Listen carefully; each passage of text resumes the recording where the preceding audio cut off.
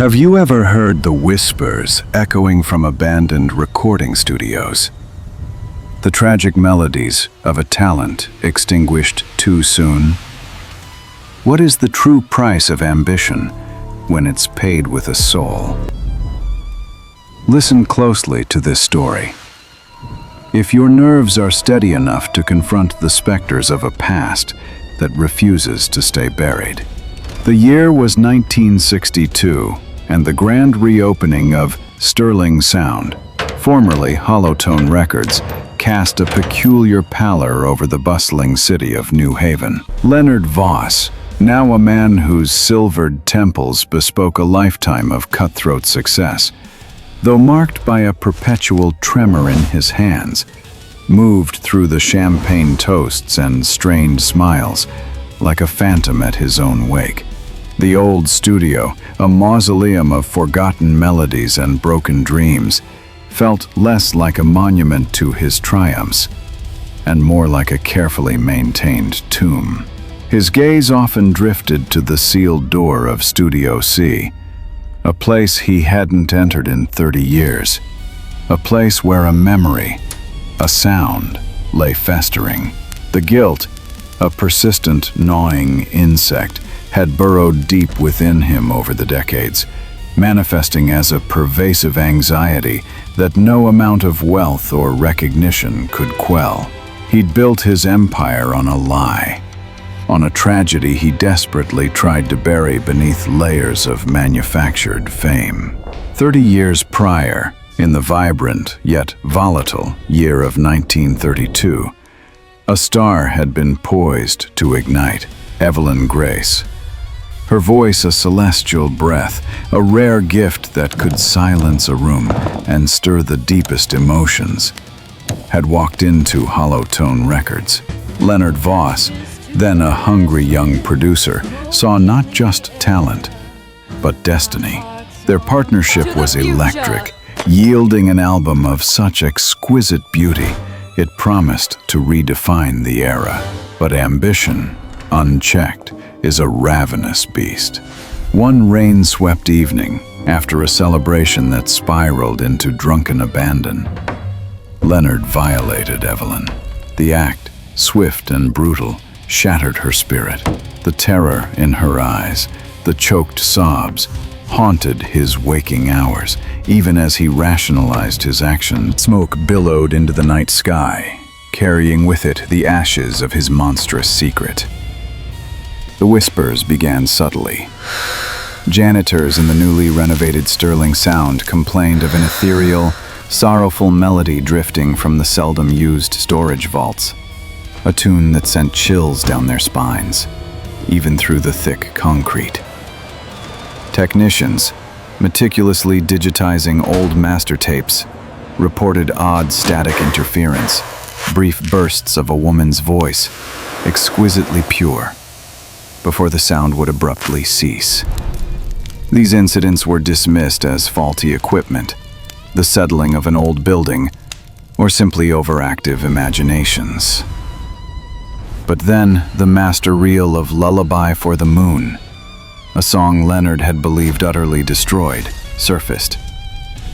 It was found tucked away in a forgotten corner, its label faded but legible. It was brought to the attention of Walter Thorne, a junior engineer with an insatiable curiosity for the macabre and a reputation for being exceptionally thorough. He was tasked with preserving this unearthing artifact. Walter, an earnest young man with spectacles perpetually perched on his nose, was fascinated. He had never heard of Evelyn Grace, only of Clara Vale, whose legacy was legendary.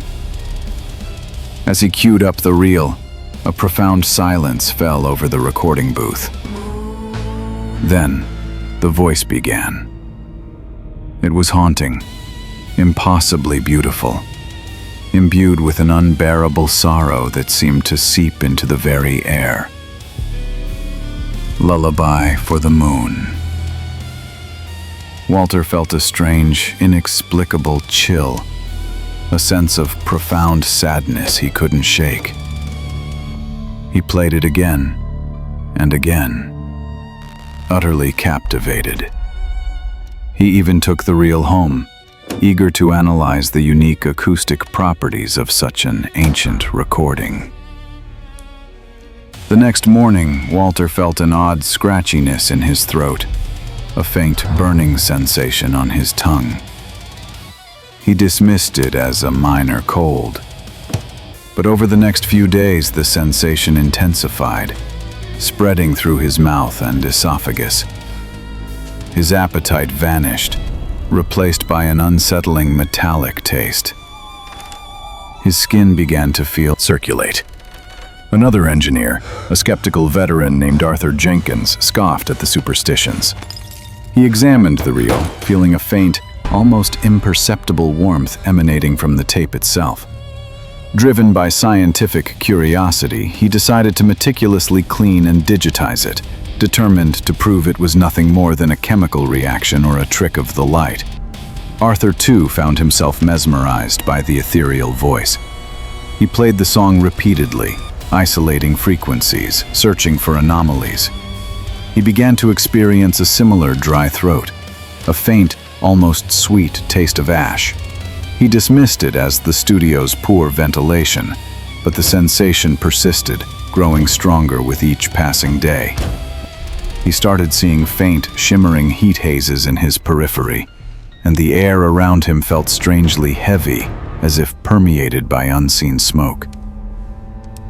One night, while working late, Arthur swore he heard a faint sigh, a melancholic whisper, emanating from the speakers even when the tape wasn't playing. He rationalized it as fatigue, but the unease gnawed at him. By the fifth day, Arthur's gums were bleeding, his tongue raw and swollen, coated in a grimy gray film. He could barely swallow. The ghostly voice of Evelyn Grace seemed to sing directly into his mind, an endless, tormenting melody. He tried to dispose of the tape, but his hands trembled, his body racked with chills, preventing him from acting.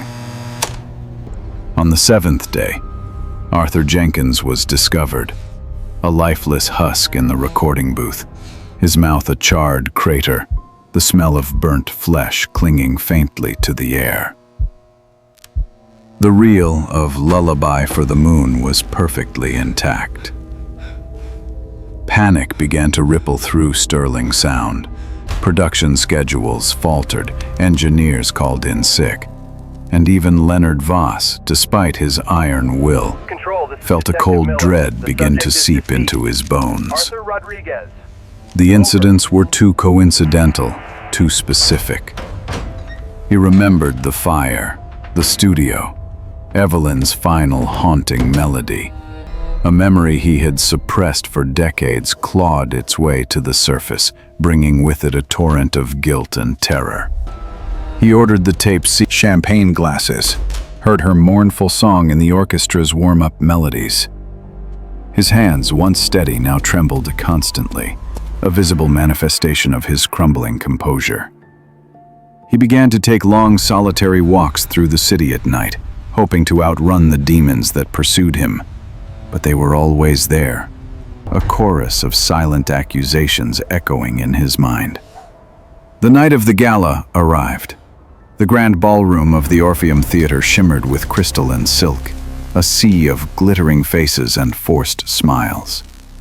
Leonard, resplendent in his tuxedo, felt like a condemned man walking to his own execution. He delivered a carefully rehearsed speech, a litany of accomplishments and hollow platitudes, his voice steady but his eyes darting, searching for something, anything, to confirm his growing dread. Then came the tribute to Clara Vale. The stage lights dimmed and a hushed reverence fell over the audience. A projected montage of Clara Vale's career flashed across the massive screen. Images of her smiling, performing, receiving accolades, all built on the stolen artistry of Evelyn Grace. As the montage faded, a spotlight illuminated the center stage. A figure emerged from the shadows, bathed in an ethereal glow. It was Clara Vale, or so the audience believed. She was breathtaking, a vision of timeless elegance. Her voice when she began to sing was impossibly pure, rich with a melancholic beauty that instantly captivated the entire room. The song was Lullaby for the Moon. Leonard Voss froze. His blood ran cold. This wasn't Clara Vale's voice. This was Evelyn's. The clarity, the soul-piercing anguish, the very essence of Evelyn Grace poured from the lips of the woman on stage. He stared, mesmerized and utterly terrified as the past, a spectral hand reached out to reclaim its due. The woman on stage, her eyes fixed on Leonard, radiated an incandescent fury, a sorrow so profound it seemed to bend the light around her. She was Evelyn, resurrected, inhabiting the vessel of the woman who had unknowingly profited from her. Props, the very floorboards, all became kindling. The audience screamed, a terrified primal sound, as the opulent ballroom transformed into a raging inferno. Leonard, trapped in his front row seat, tried to move, to escape, but his limbs were heavy, his mind clouded by a primal fear. His chest seized, his breath coming in ragged gasps. He choked on the acrid smoke, the familiar taste of ash filling his mouth, searing his throat. He saw Evelyn, her face etched with a terrible, righteous vengeance, her voice still soaring above the roar of the flames, a phantom conductor orchestrating his demise. He looked into her eyes and saw not Clara Vale, but Evelyn Grace, the young woman he had wronged, her spectral gaze burning into his very soul. He crumpled to the floor, his lungs burning, his mind replaying the horror of Studio C, the fire, the stolen voice, the innocent life he had extinguished. The flames consumed him, swift and merciless, his cries swallowed by the inferno. Leonard Voss, the titan of music, perished in the very element that had consumed his victim. His legacy forever intertwined with the ashes of his crimes. The fire raged, a purifying force, leaving behind only charred ruins, a testament to a monstrous ambition and a justice that transcended time. And in the embers, a new legend was born, etched not in gold records, but in the enduring tragedy of Evelyn Grace, the angel whose voice, even in death, brought a terrifying, fiery reckoning. The story of Leonard Voss's demise became a chilling legend, whispered in hushed tones throughout the music industry. They spoke of the unearthly beauty of the final performance, the instantaneous infernal combustion, and the lingering scent of ash that, some claimed, clung to the very air around the ruined Orpheum Theater for weeks. The tale serves as a stark reminder that some debts cannot be paid with money or fame, that the echoes of a wronged soul can resonate across decades, finally erupting in a catastrophic symphony of vengeance. Beware the ghosts of unfulfilled dreams, for they crave not sleep, but retribution. Have you too ever felt a melody chill you to the bone, a whisper of a secret best left buried? Share your own spectral encounters if you dare, and let the shadows of the past dance in the light of our shared fears. Thank you for watching my video all the way to the end. This closing piece of music is a small gift for you and for everyone who made it here. If the story in this melody moved you, please don't forget to leave a like. It may be just one click for you, but for me, it means the world and keeps me going. Wishing you a few joyful, relaxing moments. Hush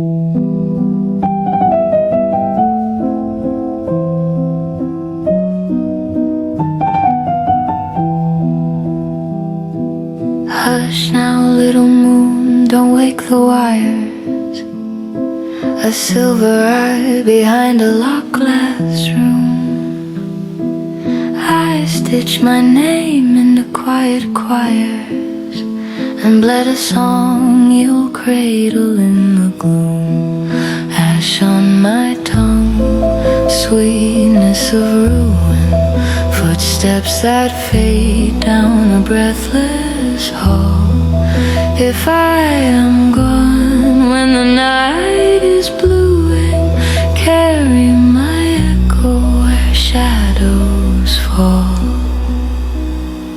Sleep, sleep, lullaby for the moon, rock in the rafters, smoldering tune. If you should tremble, if you should swoon, my fire will hold you, lullaby for the moon.